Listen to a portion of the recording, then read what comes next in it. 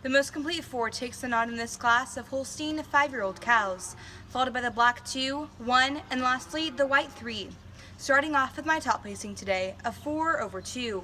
4 excelled in size, stretch, and scale today, being taller at the point of withers, fuller in her crops, and longer from the tip of her nose to the tip of her tail.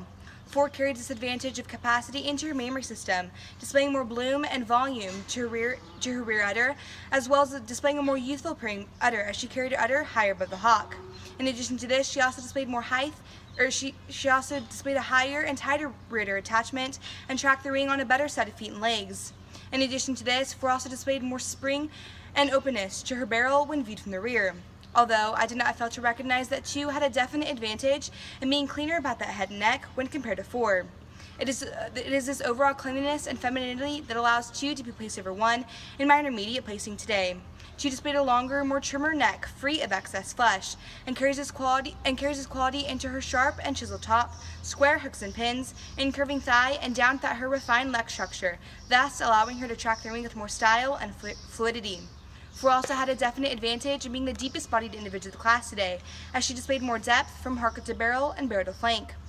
However, I did not fail to recognize that 1 had a definite advantage in frame, as she displayed more width to her rump structure. And finally, moving on to my last placing today of 1/3. 1 had a definite advantage in total body circumference, as she displayed more sweep and openness to her fore and rear rib, correlating to milk production. In addition to this, she also displayed more spring and openness to her barrel, was harder over her top, and tracked the ring with more style and fluidity as she walked on an uphill run. Although I did not fail to recognize that 3 had a definite advantage in displaying more width to her mammary system. However, 3 must still fall to the bottom of the class today, as she was the smallest, most compact individual. She also tracked the ring on the worst set of feet and legs, as she was deeper in her heel and weak on her pasterns, and for this could not be placed any higher.